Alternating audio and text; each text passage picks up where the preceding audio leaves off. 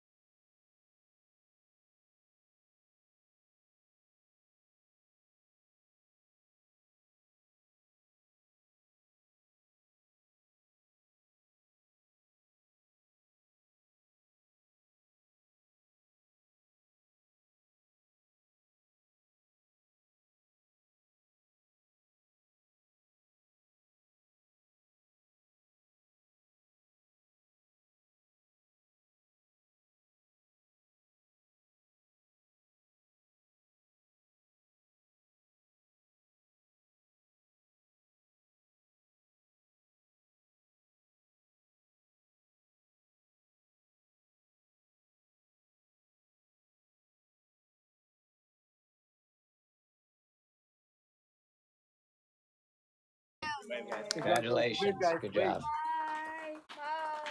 What's your hand? No, it's a trophy. I have homework to do too. Seriously? Finish your homework? Oh, All right, moving right along. Come on, step outside.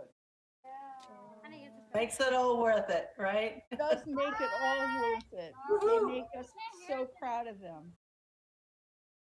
This is National Preparedness Month. I'm going to read a proclamation. Can we get the mic off in the community? There we go. Okay.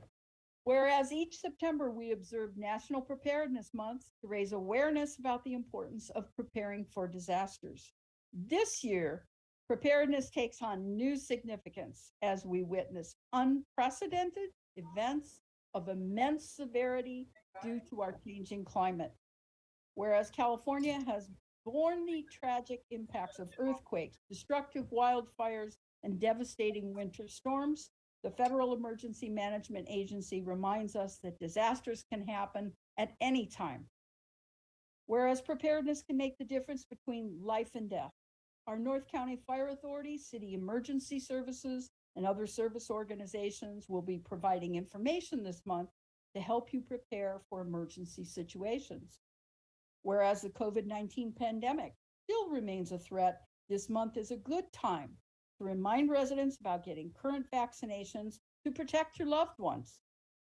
Whereas when individuals take responsibility for preparing their families and their community, the chance of survival and return to normalcy following a disaster is greatly increased. Therefore, as Mayor of the City of Brisbane, I do hereby proclaim September 2022 as National Preparedness Month. This year's theme, A Lasting Legacy, is a reminder that the life you've built is worth protecting.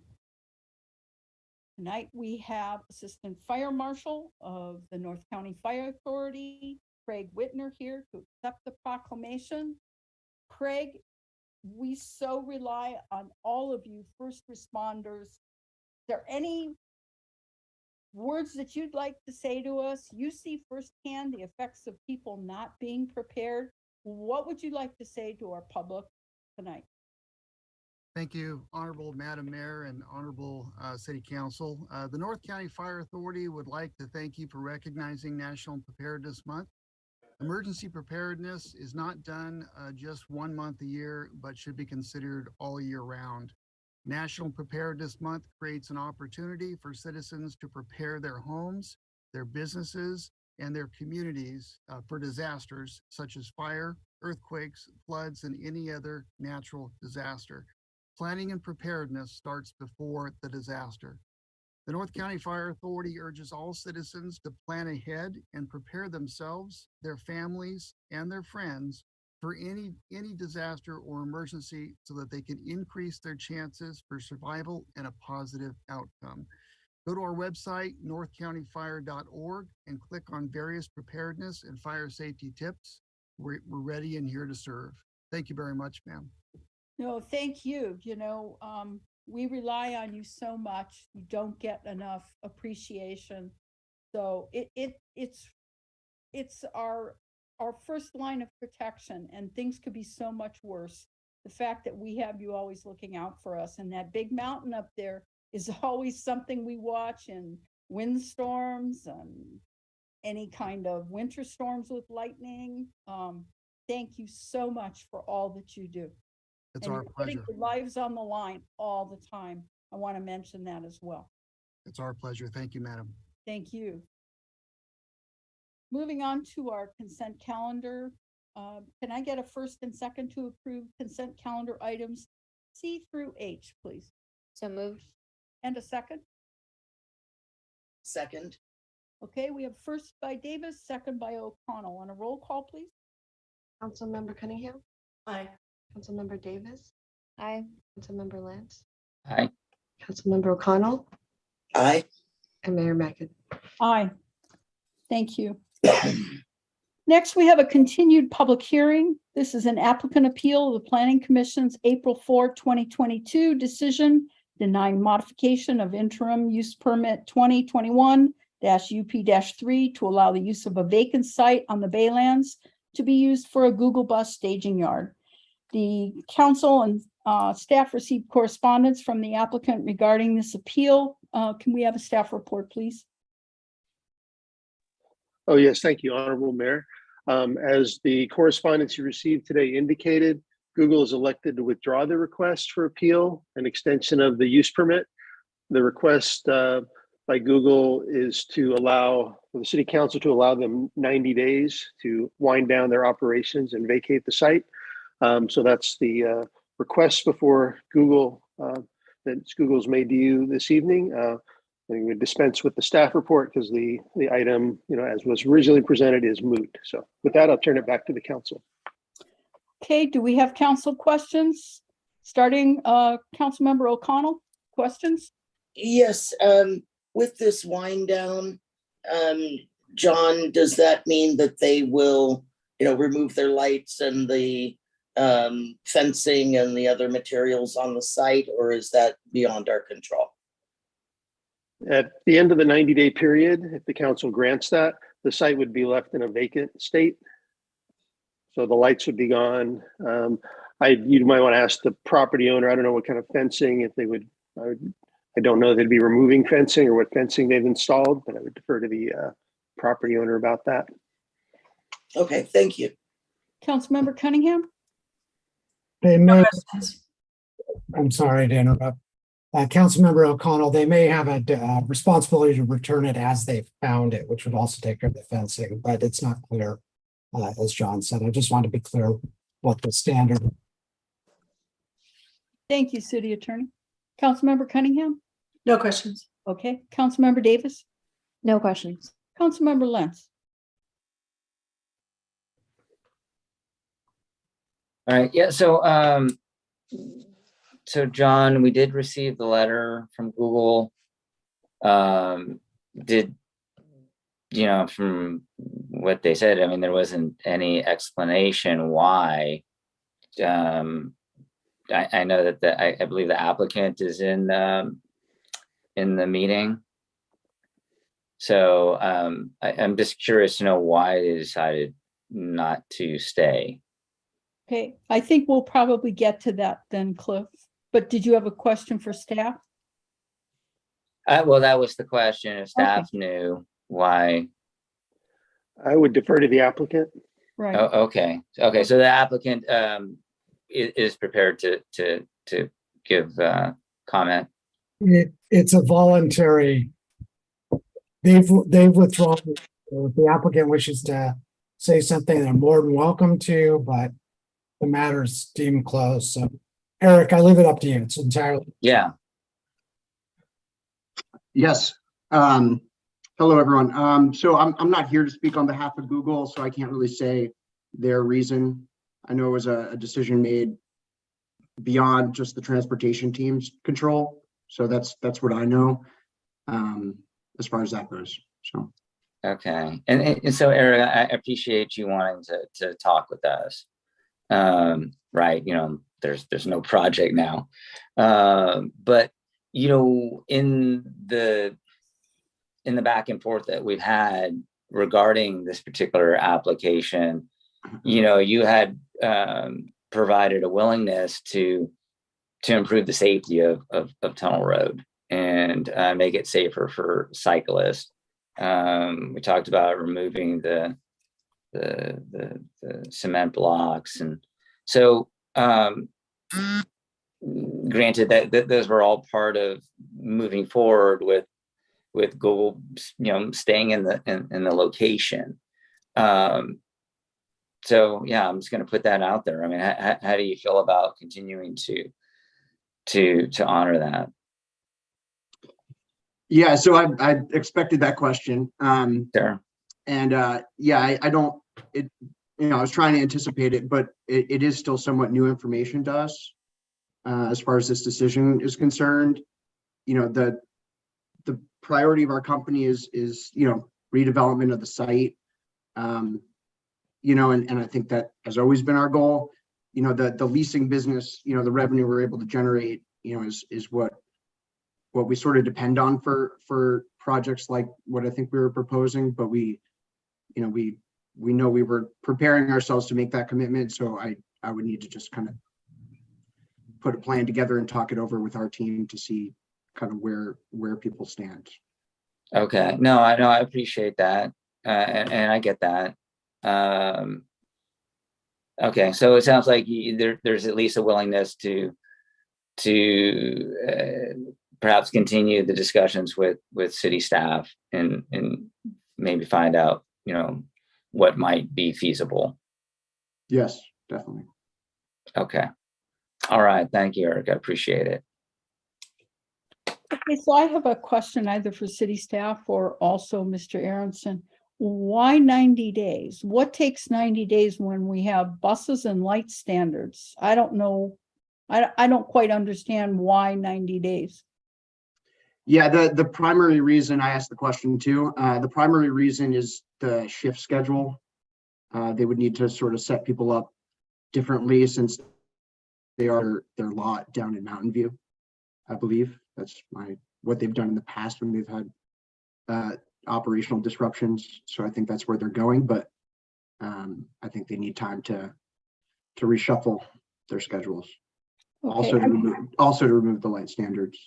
okay, I think my concern here is that this started in 2019. We're in 2022. We've had 4 planning commission meetings, 2 council meetings, countless staff hours, and this has cost the city of Brisbane a lot of money, quite frankly, a lot of time and a lot of money. And so with the time that we had in delay between the last council meeting and today was more than adequate time to plan ahead and resolve this. And now we're being asked for 90 days more. And I don't know if 90 days will be it or whether then there will be request for another 30, 60, 90 more days. And I'd like to see some finality here because this is now costing the city of Brisbane money. We do not get revenue from this. And we have really bent over backwards to make this work. And Eric, I'm not lecturing you. Please don't take it that way. I'm very disappointed in Google's actual management or mismanagement of this. So that's my feelings on it. I want to hear from the rest of the council and how they feel about it. That's what I have to say. Anyone else? Councilmember O'Connell? I agree with the points you've made. At this point, their permit expires on what date, John? I believe it's in November. November is when the current extension ends. If no action had been taken, yes, it would have been November of this year. And with the 90 days, the date would be December something? December 14th, 15th. okay. So it's really only adding and the date in November, then when it would have expired. I'd have to double check. I thought it was the 18th. This comes to mind, but I'm not totally certain of that date. Can we have a clarification that 90-day extension, is it 90 days after the permit expires? No, it's 90 days from the council taking action to accept. It's if you take action to accept their withdrawal tonight, the clock would start tomorrow. Okay, thank you. So it's really, in theory, only adding approximately 30 days to what we had already granted them. Is that correct? Correct. Ken's here. Ken Johnson. Ken, do you know the specific date? So I can pull that up. I did the math yesterday, and it would be 69 days from today when that would be due to expire, whatever that 69 days turns out to be. So it's late November. So one would assume it's 90 less 69. So that's an additional 21 days. Correct. that they are asking for at this point. I think that's reasonable. Yeah, I don't think it's going to make much difference. It's really only if they, have bad behavior during those last 90 days, because we really had no enforcement availability from the original permit. So I don't know if we can add an enforcement clause to the permit ongoing for these next 90 days. If I may, Madam McConnell, I did include in that letter that, we will continue to report and maintain the light standards. The hours that we've committed to in the past will be maintained. So we are preparing as if that enforcement will continue. But that would be your enforcement role as landlord, not Brisbane's enforcement ability as city, I believe. And I'm asking this of staff and legal. I defer to the city attorney, but that would be my opinion as well. Whatever the conditions are enforceable, but as you know, we've had this discussion about the southbound trips not being an enforceable condition. We wouldn't be in a position I'm aware of to be able to enforce that southbound prohibition. I would, the extra of what I assume is 21 days is my count. I can't imagine Google would agree to have the city come in as an enforcement agent. And I'm not even sure that it would be enforceable, frankly, through the contract that was set up. If we did an entirely new contract, I think we could look at that because we could structure it differently. But we can ask. I think it's highly unlikely they'd agree. And I don't know if, even if they agree, I don't know if we will be able to enforce it without sort of a lag time to get it right. Okay. There you go. Okay, anyone else comments?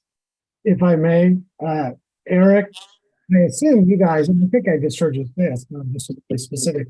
You're already intending to continue to push for no southbound trips and otherwise stay accountable to the contract, correct? I think I heard you clearly. You asked if we were going to maintain the conditions of approval. Is that what you're asking? Yes, through the extension period, of course. Thank you. Okay, Councilmember Davis or Cunningham? Oh, Councilmember Lentz, you have your hand up.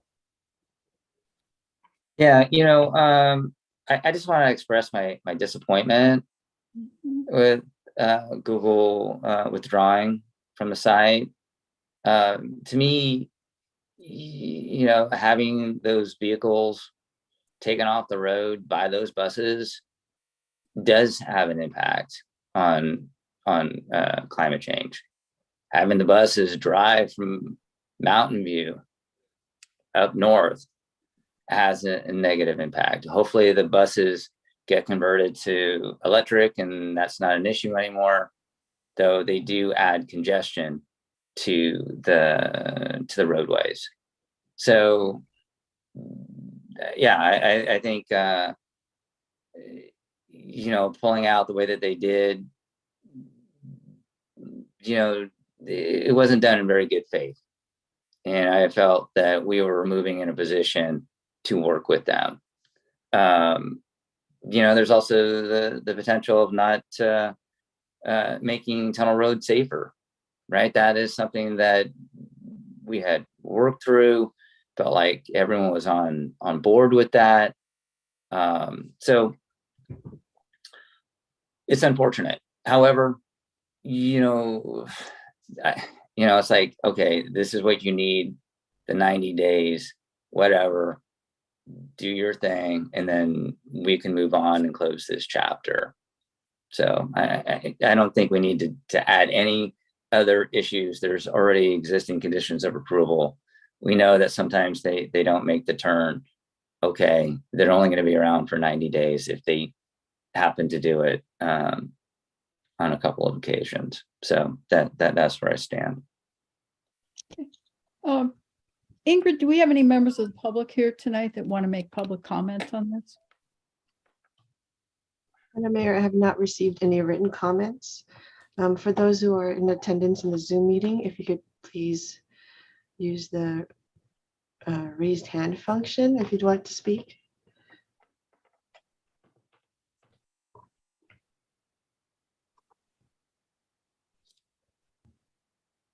I don't see any raised hands, Madam Mayor. Okay. Anyone wishing to have further discussion, council? No? Okay, so we need to decide here. I make a motion to accept their letter of withdrawal. Second. So I think we need to put a date on it. 90 days An from exact today. Didn't John say the 90 days is from tomorrow? I've deferred to the city attorney whether it's tonight, today or tomorrow. As the council meets in the evening, that's regular order of business, so I would say it would be today. Okay, then today. Okay, so we got a first from Lentz and a second from Davis. Roll call, please. Councilmember Cunningham, Aye. Councilmember Davis, Aye. Councilmember Lance, Aye. Councilmember O'Connell, Aye. Mayor Mackin. Nay. Okay, moving on. We move to staff reports, the city manager's report on upcoming activities. City manager, your report, please. Okay. We'll get the screen up.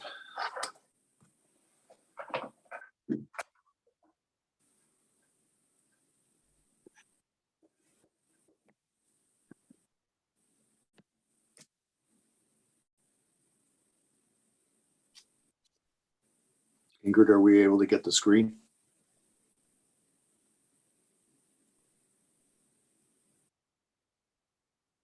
You're on mute, Ingrid. 1 minute, let me just get that on the screen, please. Okay. There we go. Okay, so the first item is I think that's actually the second item. There we go. First item is the Coastal Cleanup Day is this Saturday at 9:30 a.m. You can come to the parking lot nearest to Dock 6 at the Brisbane Marina to lend a hand. Second item is the fundraiser for type 1 diabetes camp taking place at the Eagles, also this Saturday from 12 to 4 p.m. $15 per person dinner. It's a fundraiser for type 1 youth diabetes. A reminder that the day in the park is happening on Saturday, October 1st. Still some spaces available for the Derby. You can go onto our website, I think brisbaneca.org/dip/derby. The candidates forum will be on September 29th at 7 p.m. I believe that's in the council chambers. Is that correct, Ingrid? That's correct. Correct. Okay, and you can submit questions on the day of the event in person if you're coming in person. And then should have one more item.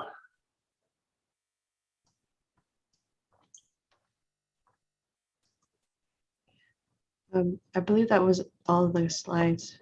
Oh, I think, okay, well, we are, as the city attorney indicated earlier today, the city did file a lawsuit against California High-Speed Rail. That lawsuit information will be on our website tomorrow, and we will have it in our blast. This came after considerable deliberation by the city council it was not something that anybody had wished that we would get to. But we were basically driven to this point by 10 years of inactivity and 10 years of the High-Speed Rail Authority not responding to a number of requests that the city had made. The city feels that we have a very strong case that high-speed rail has violated California law and the California Environmental Quality Act law, and that now we are looking to the court system to help get some resolution to the issues that we have brought forward.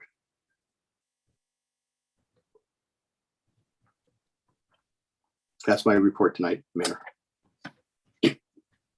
Thank you. Moving on to mayor council matters. We have creation of the ordinance 528 review ad hoc subcommittee and selection of members. This ordinance will be allowed for research and development R&D uses at Sierra Point. Could we have staff report, please? Earlier this year, there was an item that was before the city council for a permit out at Sierra Point. There was a fair amount of discussion. The applicant ultimately withdrew, and it was the first application that we have had under our ordinance, which I believe is about 13 years old. In talking with the mayor and some other council members, the thought was that maybe we should put together a council ad hoc committee to examine the ordinance that was adopted, I believe, in 2008. And see what changes might be warranted, since it's about 15 years old now. All right, and there is no vote. This is informational. Is that correct? Well, I think the expectation was that you would, if there's an interest in doing this, that 2 members would be appointed tonight. I would like to be on that committee. So would I. I think it's a really important ordinance to review in light of changing uses that have happened out at Sierra Point.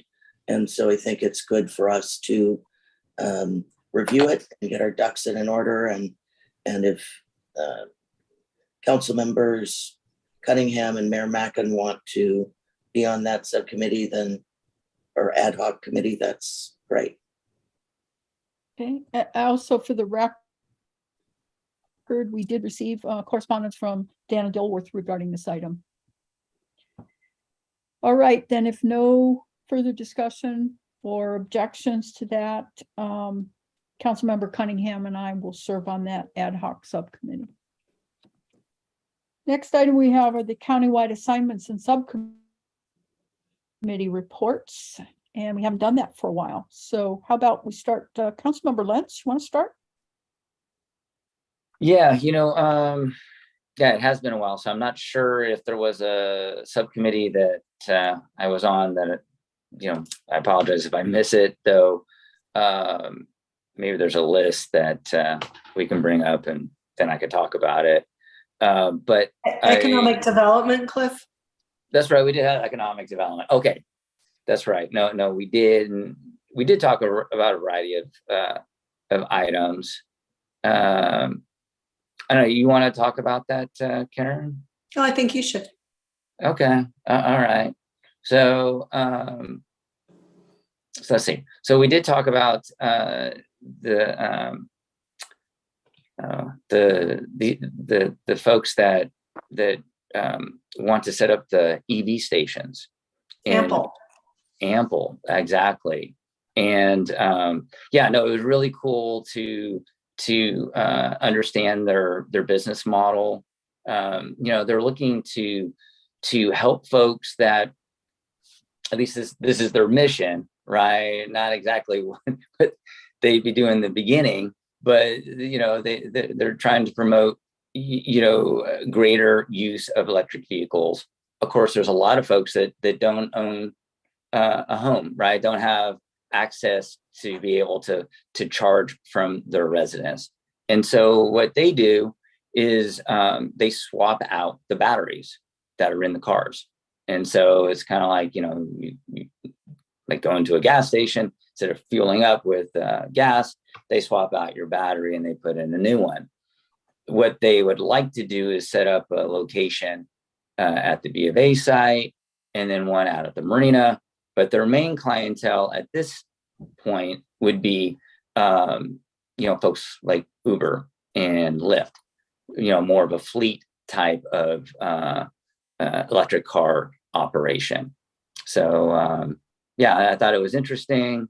And I'm not exactly sure where they are in the process of applying for a permit or reaching out to, for the whole council to discuss. But that was something that they wanted to pitch to the economic subcommittee. So is there anything else that I missed there, Karen? It's a fleet vehicle situation to begin with, only because of the size and the shape of the batteries for each vehicle is slightly different. And their request was for us to bring to council the two locations, one at Bank of America site and one out at Sierra Point. The site they chose for the Bank of America site, I don't like, and I think it's possible for it to be there, but in a different position. It's way too in your face where they've got it, but they don't really care where it is, I don't think. So I think, John, are you there?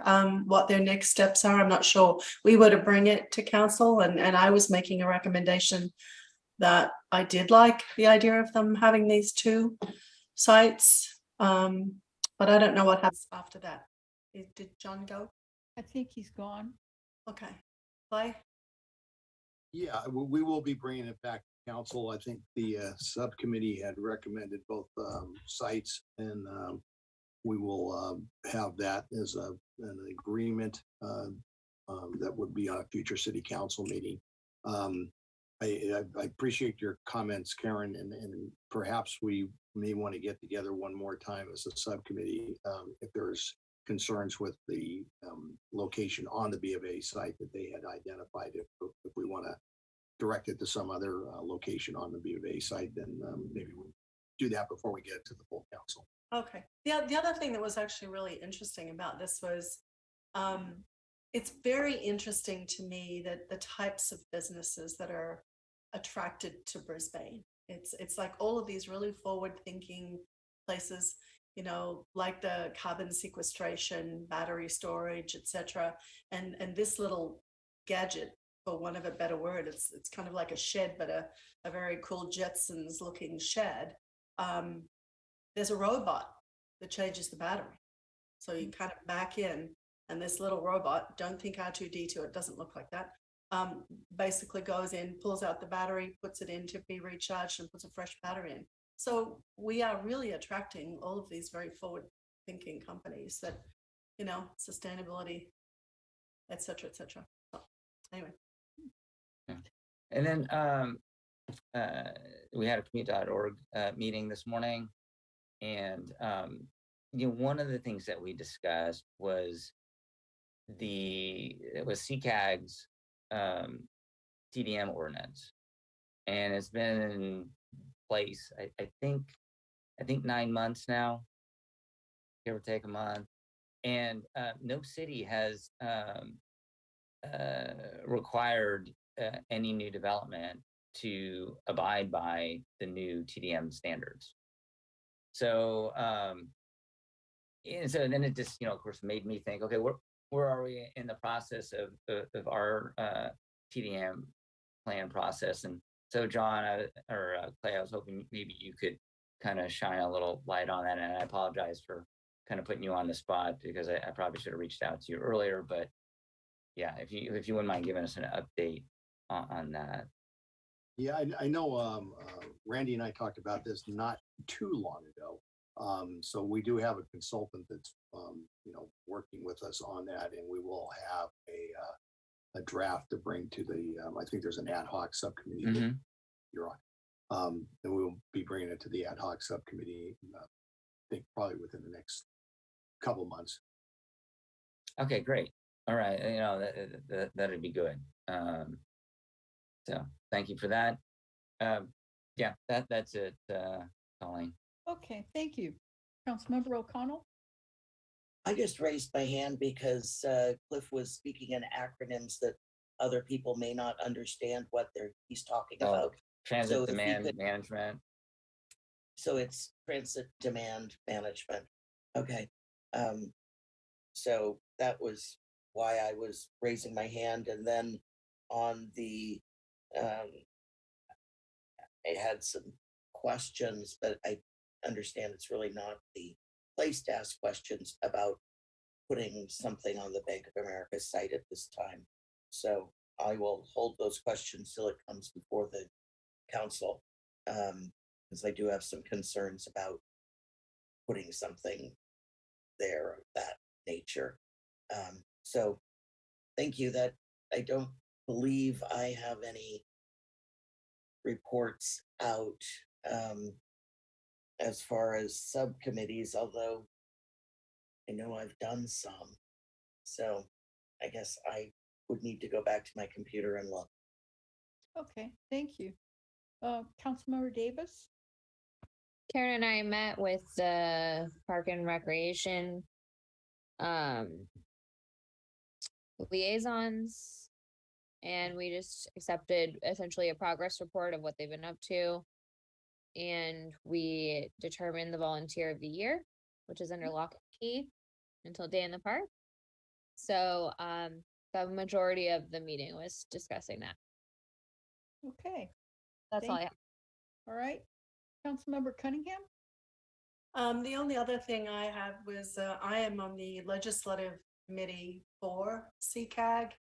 And today they had a special meeting relative to SB 9.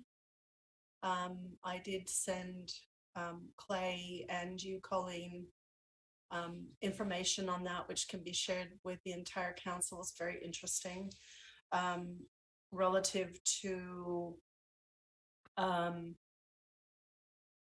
SB 9 is going to make available commercial development, residential development in commercial areas without changing the city's zoning, which is very interesting.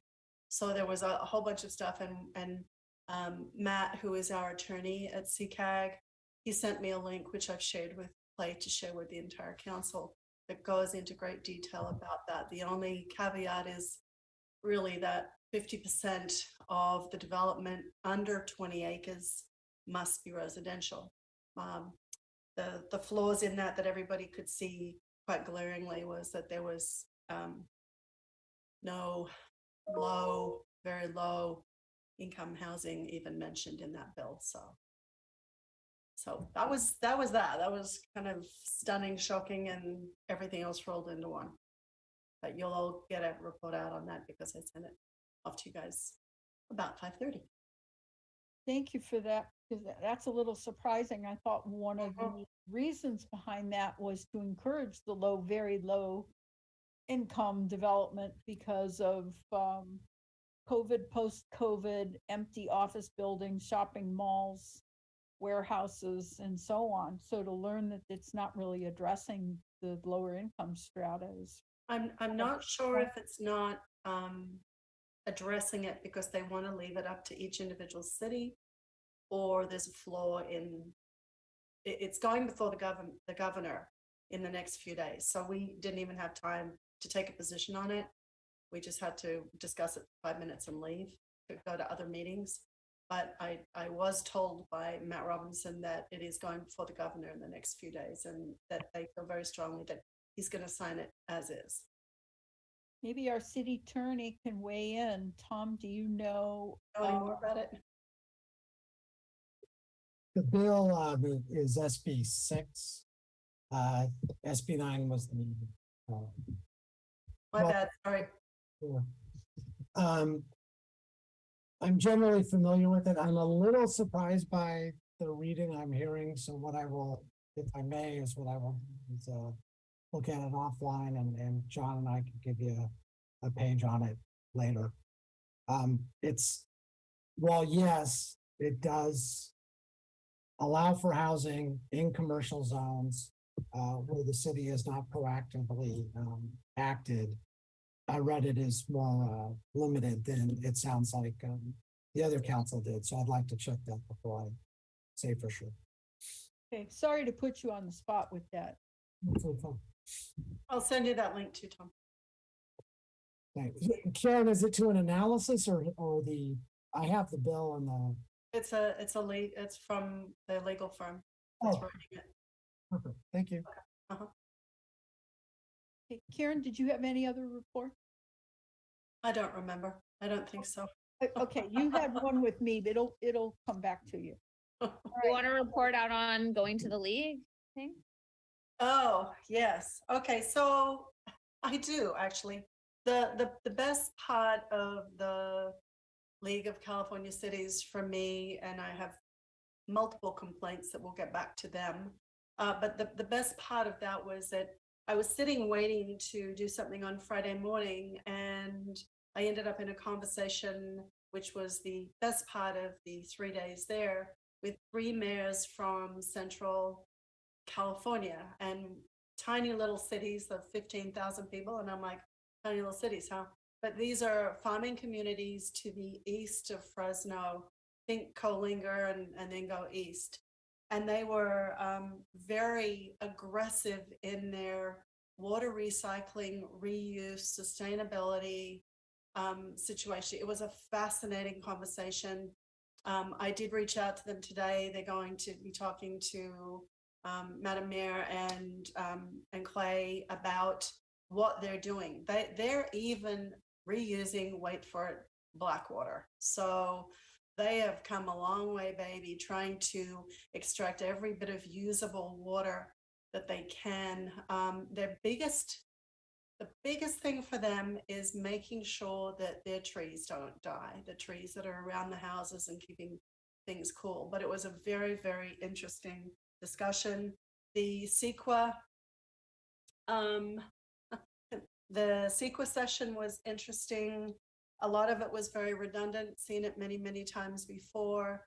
I took some very loose notes that I've sent to Clay, and we can have a conversation about that at some point. And, you know, if anything's of interest, disseminate it to everybody. But I did have some complaints about how they ran the show.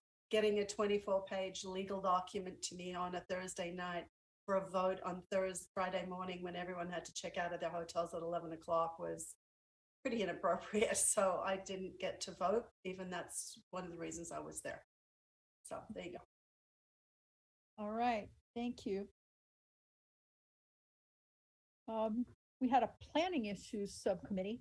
Now Karen will go, that's right. That was just the other day, but there's been a lot happening.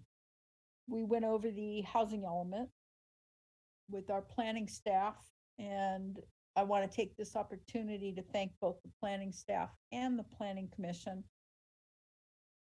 This will be coming back to the council, but we did a thorough review. Attention to detail was phenomenal. Explanations for what the thought was behind it.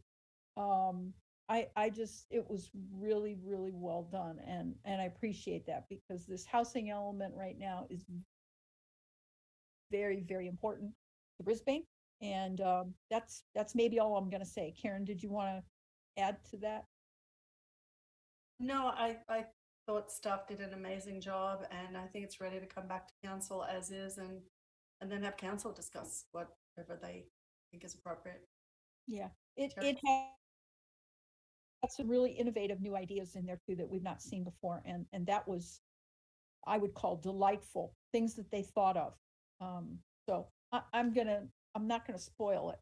We'll leave it for when it comes to the council. I had a PCE meeting, Peninsula Clean Energy, for those who hate acronyms. That was in August. Rather than going through lots of detail on what contracts are being signed, it seems like every Peninsula Clean Energy meeting now, there's contracts to be approved that are for solar or solar battery. Again, a lot of them are Central Valley, Bakersfield, farmland that's being allowed to go fallow. So the energy developers are eagerly snapping up those irrigated properties for solar. The new glitch in the mix has been supply chain issues. So there was one contract that PCE already had for solar, and it was supposed to have added battery, and then that was removed at the last minute simply because they can't get the supplies. So the other, I think I've mentioned before, element in all of this is that California has been way ahead in terms of sourcing renewable energy, but we are competing now with lots of other states for the same facilities because Peninsula Clean Energy doesn't own these facilities. We make contracts to buy the power.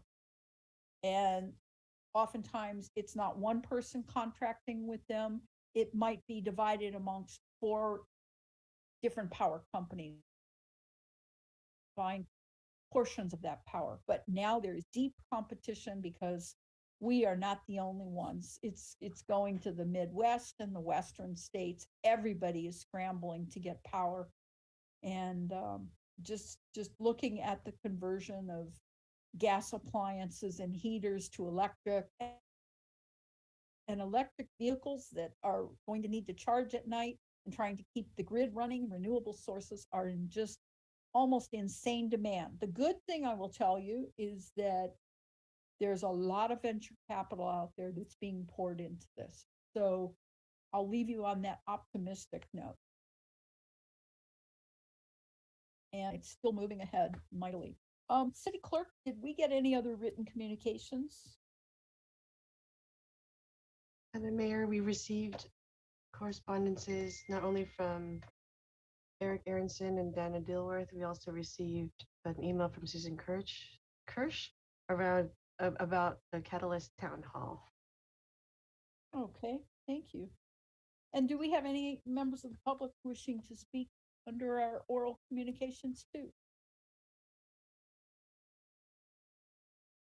There are none, Madam Mayor. Okay. That being said, I'm going to tell you our next council meeting is October the 6th, I believe. Is that correct? That's correct. All right. And Colleen, we're going to talk about the yes. campaign. Okay, Cliff, why don't you go ahead and do the intro?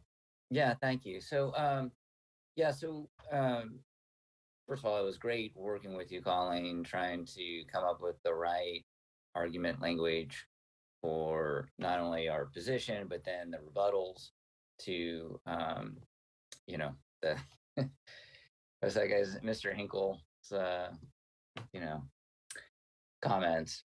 But, we also talked about, is what we've done for the packet that people get in the mail good enough, right? When Measure J was before the voters, there was literature that went out, signs.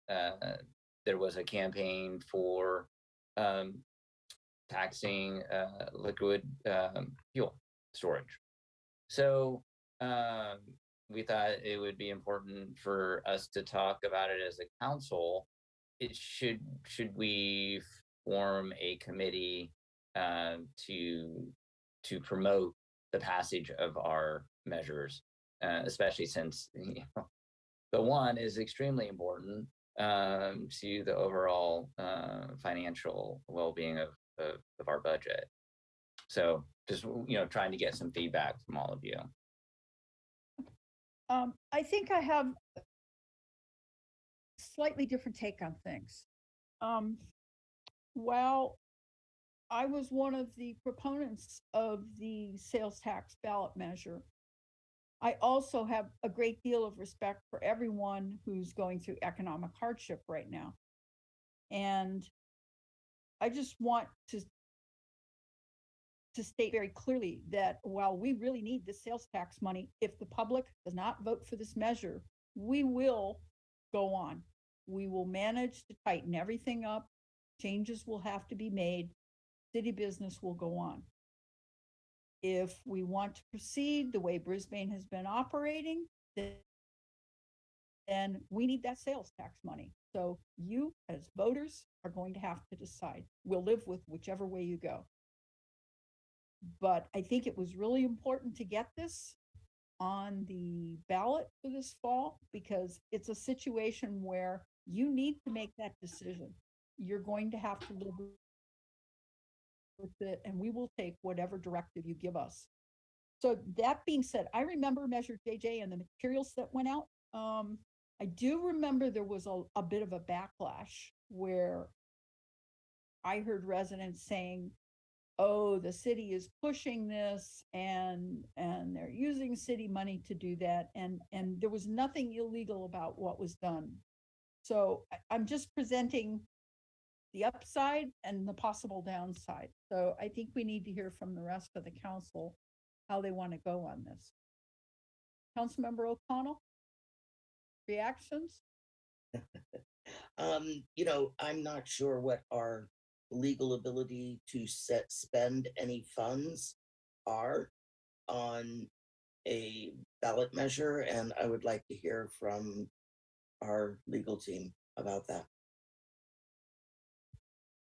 Yes, Councilmember O'Connell, the city can spend money essentially, there's the standards reasonableness here. There are two ways of phrasing it, but just think in terms of reasonable amounts of money to educate the public. It cannot be putting your thumb on the scale one way or the other about a ballot measure. Even a ballot measure that you put on the ballot. In the ballot pamphlet, there will be a pro and a con argument. The pro may be authored by a city official because that's who's putting it on the ballot. The opposition can be authored by a city official if they didn't want it on the ballot. So that should not be confused. And I believe that was part of the confusion on Measure JJ some time ago, at least with one of the people who raised questions. That ballot pamphlet is not being produced at the city's cost. It's providing arguments for and against to the county to put into the ballot pamphlet. But in terms of actually outreaching to the city, as long as it's educational and it's city money, you're okay. So Tom, I just want to clarify about the Measure JJ campaign. That was a campaign of citizens. The citizens raised the money. The citizens paid for the campaign material. The city didn't provide any funding. So that, yeah. So I mean, So this is basically that. You know, we as a council, would we want to create a campaign committee to then make that material that perhaps would go on someone's door, or in the mail, or some signs around town? That's basically that. It's not to have the city do anything. So I think on JJ, I second what your comments are. Councilmember Lentz, I recall that because a complaint was sent to the FPPC and they fairly summarily dismissed it once they knew the facts. That somebody just misunderstood and thought yes, actively involved in spending money for JJ. Maybe I misunderstood what was being said for this evening, and I apologize if I did for this item. I understood the question to be, if the city's good, if city council members, others who work for the city outside of their city work want to come together as a committee and do door hangers or things like that without using city money, that's permissible with very few exceptions that I'm not going to bore you with. It's not relevant here. I understood the question to be, could the city weigh in with more information? And if so, what are the limits to that? And that's what I was answering. So I apologize. Okay. So what I'm think, we as a city, we can't say vote yes on this blanketly and have signs out. We can't do that. Not using city. And I'm not even sure that we could discuss forming a committee among ourselves on this meeting, because that is using city time and resources, if we were to do a pro or against this ballot measure in this forum. I agree. Yes, you cannot use city resources to go pro or con. Absolutely right. I understood the reference to the committee simply to be a clarification of the question and answer, so I didn't take that as improper. And I think I created the confusion. I misunderstood your original question. I think you were looking for a threshold, not a direct. But no, you cannot use city resources to do anything other than educate. If you're going to educate as a city, I would strongly recommend the council that the city attorney look at that, because it's, as we all know, language can be misinterpreted rather easily. As far as any other activity of anybody at the city, as long as it's not city resources, you can do what you can do in any election, just come together around the cause. I think we probably are best leaving it at that if the council is comfortable. Councilmember Davis? I mean, I don't really want to touch this with a 10-foot pole, to be honest.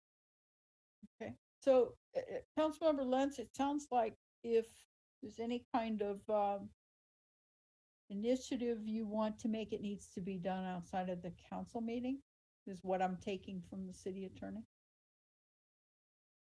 Yeah, Councilmember Lentz, correct me if I'm wrong, but I thought you were just drawing the distinction between the two. And if somebody's going to get involved in the campaign outside of the, not using city resources, city personnel can do that. They can't use city resources.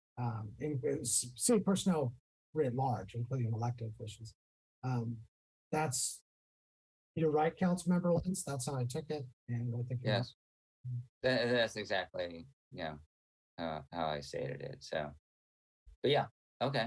No, that's fine. Thank you for clarifying. All right, I think then we've covered. Anybody else need to weigh in on this? No, going once, going twice. All right, so our next meeting in October. This meeting is adjourned. Thank you very much. 8:42. Thank you. Thank you.